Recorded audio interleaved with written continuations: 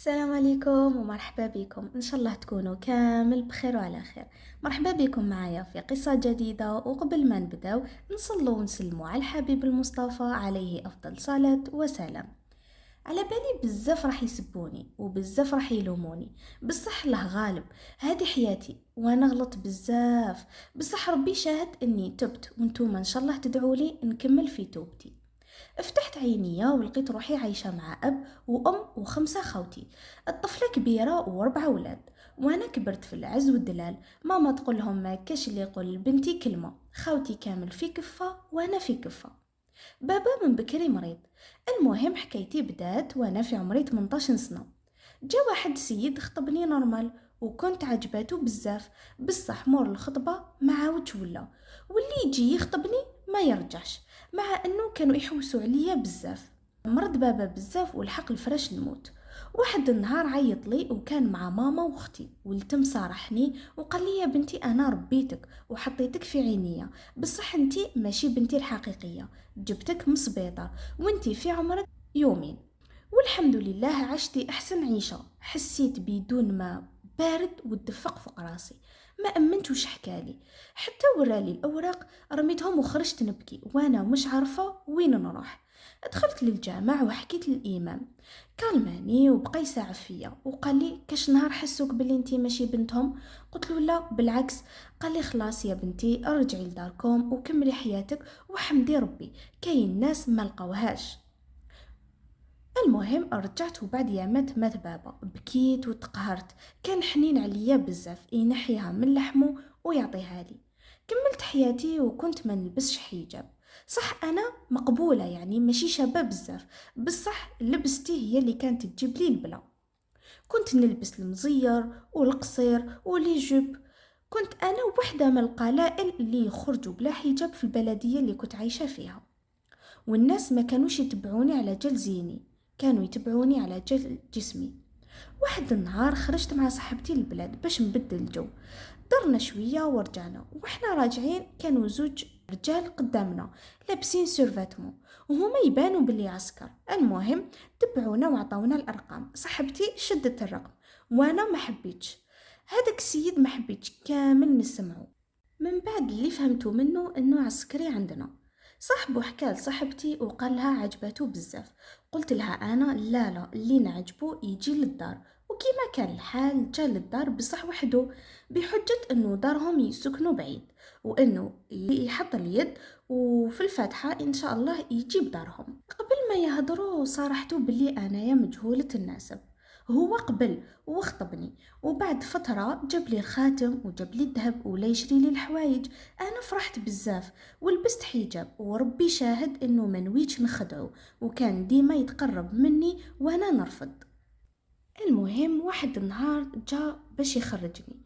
خرجنا ورحنا واحد الغابة يريحوا فيها لي فامي والناس، يعني ماشي بلاصة مهجورة. رحنا ليها ولتمت عدى عليا، اقسم بالله العظيم الشي اللي صرا فيا بالسيف عليا. قعدت نبكي وهو يقول لي ما تخافيش، راكي مرتي وراني خاطبك وعرسنا ان شاء الله في الصيف. انا تكلميت وفاتت، وكنا كل فتره هكا نخرج ونبدلو الجو. فات قريب عام وبقى شهرين للفتحه ديالنا.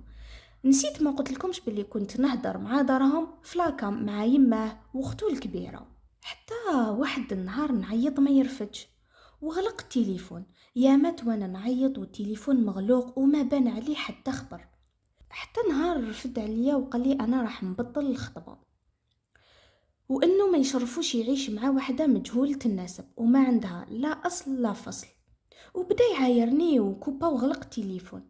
عييت نوصل له، عييت نحلل فيه، ما قدرش. عيطت لصاحبه ونحكي له، قلت له كيفاش يدير فيا عفسه كيما هذه عام وحنا كيف. حتى واحد النهار ريبوند عليا وقال لي انا حنبطل الخطبه، وانه ما يشرفوش يعيش مع واحده مجهوله النسب ما عندها لا اصل لا فصل. وبدا يعايرني وكوبا. غلق كل شي في وجهي. عييت نوصل له وعييت نهضر مع صحابه وعييت نحلل فيه. من بعد حتى عيط لي يماه صدمتني كي قالت لي يا بنتي انا من الاول ماشي قابلاتك، وولدي هو اللي سيف عليا بصح راهو عمل مليح كيف سخر الخطوبة، وانه الزواج قسمة ونصيب وربي يجيب لي من جهة واحدة اخرى. وكوبات انا كرهت حياتي وحبيت ننتحر، جربت شحال من خطرة ودايما نسلك. فاتت فترة وقررت ننتقم، بصح كيفاه؟ حتى خممت انه انا خسرت شرفي وما كاش وش راح نزيد نخسر كتر. رجعت نتعرف على رجال ونخرج معاهم نطيحهم فيا، وكي يرجعوا يعشقوا فيا نروح ونخليهم هكا بلا سبة. بزاف دعاو عليا وبزاف خدعتهم، حتى طحت في واحد كبير، راجل كبير، وكنت دايما نخرج معاه، وصرا الشي اللي ما كنت متوقعاته، حملت منه. والنهار اللي خبرته ما حبش يستعرف، حلفت له باللي الولد ولده وما حبش يأمن. ما عرفت وش ندير، كانوا 3 من عائلتي برك اللي على بالهم، ماما واختي وبنت اختي، وقفوا معايا وخبينا هاد السر على خوتي. واحد النهار ماما قالت لهم راني حابة نروح نسكن في الصحراء، لأنه المنطقة اللي رانا فيها البرد بزاف. سيت معاهم وبعد محاولات قنعتهم، وانا رحت معاها بالطبع. وفي هذه الفترة نعيط لسليمان اللي هو بابات وليدي، وهو رافض، حتى حكى معاه صاحبه وقنعه وقرر يعقد عليا. فرحت بزاف وقلت الحمد لله ولدي ما يعيش يتيم وباباه عايش. المهم، وهو جاي في الطريق دار اكسيدون، قعد يومين في السبيطار وتوفى. انا هبلت عليه ودخلت للسبيطار، قعدت سمانه ما فطنتش، كرهت روحي وندمت على واش درت. بصح الله غالب، ما كانش عندي واحد ينصحني ولا يوري لي الطريق. ماما على عام خدامه واختي تاني وخوتي عايشين وحدهم. المهم ولدت وليدي وجبت طفل، خليته في السنتر فترة، ومن بعد فترة ماما حكات لخوتي وقالت لهم حابة نجيب الطفل نربيه. خوتي رفضوا بصح قنعتهم، رحت جبت وليدي وراه عايش معايا، ما مخلي عليه والو، وهو في عمره 5 سنين وانا في عمري 35 سنة. وربي شاهد انه من سليمان الله يرحمه ما كاش اللي توشاني.